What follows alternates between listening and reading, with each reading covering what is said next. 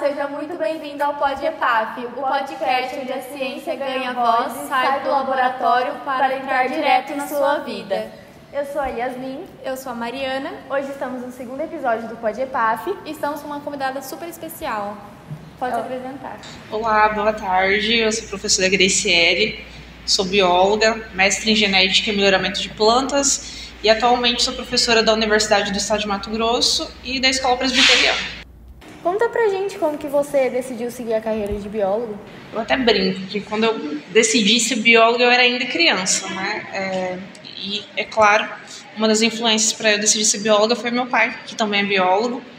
Então, quando ele estava estudando na Unemate e ele tinha as atividades de campo, atividades de laboratório, eu ficava muito encantada, né, pela parte da biologia. Mas também tive influência de professores no ensino fundamental. Então, eu tive professores excelentes lá no ensino fundamental. Alguns deles marcaram minha vida e só reforçaram que eu queria seguir nessa caminhada. E aqui estou hoje, bióloga e professora. Prof, agora a gente vai fazer algumas perguntinhas para você sobre o nosso tema da feira. E vamos lá. A chuva ácida é um dos efeitos mais conhecidos da poluição atmosférica. Mas como ela se forma e quais são os principais compostos responsáveis por esse fenômeno? Bom, a chuva ácida ela é um fenômeno ambiental, né? E ela é ocasionada pela emissão dos gases poluentes, como o dióxido de enxofre, o óxido de nitrogênio. E esses gases, eles são liberados na atmosfera justamente pela queima de combustíveis fósseis, pelos veículos, as indústrias e as usinas também. Então, o dióxido de enxofre e o óxido de nitrogênio, quando eles reagem com o vapor de água que tem na atmosfera e também com o oxigênio, ele vai produzir dois ácidos principais. Um deles é o ácido sulfúrico, que é extremamente corrosivo, e o ácido nítrico. Tá? Aí quando chove, quando tem uma neblina, ou até mesmo quando neva, esses ácidos podem ser liberados, né, na forma de água e prejudicar o solo. Tá? Não só o solo, mas os rios, os lagos e demais ecossistemas.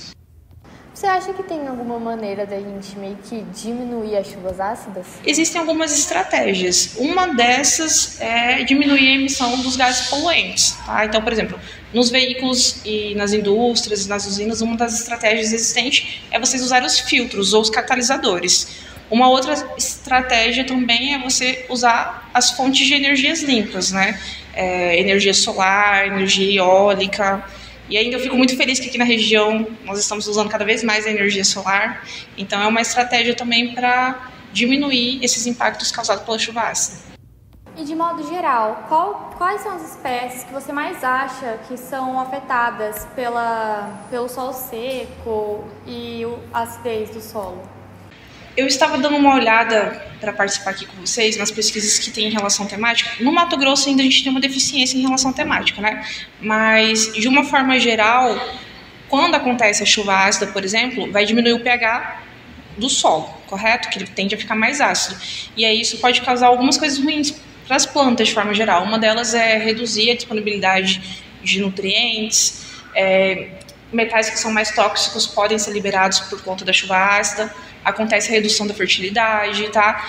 E aí uma coisa muito importante, nas plantas pode ainda danificar a cutícula protetora dela, então ela não vai conseguir fazer a fotossíntese nem a respiração de uma forma mais eficiente. Aí o que vai acontecer com as plantas no decorrer do tempo? Elas vão ficar mais vulneráveis a pragas, às doenças e à seca de modo geral também.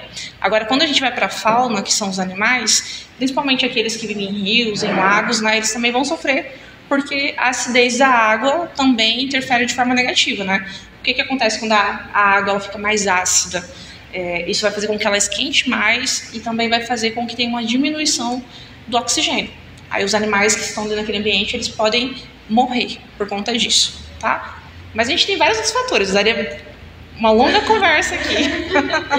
Você tem alguma história engraçada ou curiosa de pesquisa em áreas de seca ou afetadas por chuvas ácidas? Pior que eu não tenho nenhuma história nesse sentido. Talvez os profissionais da área de biologia que atuem nessa área, eles tenham mais histórias do que eu, né? E o que é dessertificação? A desertificação, ela vai ser um processo que vai causar a degradação do solo, tá? E aí uma das consequências do processo de desertificação é a perda da fertilidade e a incapacidade de sustentar a vida, tá, gente? Só que a gente tem que tomar cuidado. Quando a gente fala em desertificação, a gente tá dizendo que o ambiente vai ficar deserto, né? Aquela areia que nem a gente imagina quando vê aqueles desertos em outras regiões. Pelo contrário, isso significa que o ambiente ali ele vai ficar empobrecido, vai ter períodos mais longos de seca, não é? E isso pode ser causado por vários fatores, queimada, desmatamento, uso excessivo da terra e até mesmo a poluição. Ela é reversível? Depende, né? Quando ela está nesses estágios iniciais de desertificação, a gente consegue reverter sim. O biólogo gosta de depende, né? Porque depende a gente pode usar para vários contextos, tá? Mas ela pode ser reversível sim, tá? Então tudo vai depender do grau de degradação. E é claro também do tipo de ação que vai ser adotada. Então uma das coisas que a gente tem que levar em consideração é o que a gente pode fazer para reverter isso, né? O reflorestamento é uma estratégia, tá? Para você restaurar os ecossistemas. E quais são as diferenças entre as áreas naturalmente áridas e as áreas em processo de desertificação? É porque as áreas que são naturalmente áridas, elas já têm uma característica que é o baixo índice de chuvas, tá? Então, todos os fatores climáticos ali, as condições delas são propícias para isso. Agora, quando você tem uma região, né, que está passando por um processo de desertificação, quer dizer que essa região nem sempre foi seca. O que está acontecendo é que teve uma diminuição ali no período de chuvas, né? Isso pode ser acentuado pela ação humana, como eu já falei anteriormente, desmatamento, queimada, uso inadequado do solo e a própria mudança climática, que é um assunto que a gente tem falado muito nos últimos anos. Que conselho você daria para jovens, mas não só para jovens, para as pessoas assim que querem seguir a biologia? Eu acho que o maior conselho de todos, estudem. Tá, gente, a biologia ela é uma área muito bonita, na verdade, né? Mas é uma área que sempre vai exigir que o profissional estude muito, porque é uma área que a gente tem que estar constantemente se atualizando, tá? E nós, enquanto biólogos, temos um papel muito importante em relação a várias temáticas, né? Não só aquilo que a gente vai aplicar em sala de aula, fora dela, mas também em relação às questões ambientais. Sim, chega até a ser admirável, assim, né? A pessoa se esforçar, né? Tipo, fazer tudo, nossa... Prof, você prefere atuar assim como bióloga mesmo ou como professora dando aula de biologia? Atualmente, eu sou mais professora de biologia do que bióloga. Mas eu acho que não tem como a gente desconectar uma coisa da outra, tá? A sala de aula com certeza me ganhou, não me vejo fazendo outra coisa, mas eu sempre serei bióloga, né? Então, todos os assuntos que vão estar atrelados à minha profissão, eu pretendo fazer com muito êxito, tá? Mas, além de dar aula, eu também atuo na faculdade na parte de pesquisa, tá? Principalmente na área da genética. Então, se você já se perguntou sobre algumas coisas, se você é curioso, só quer saber do mundo exterior à sua volta, fica por aqui.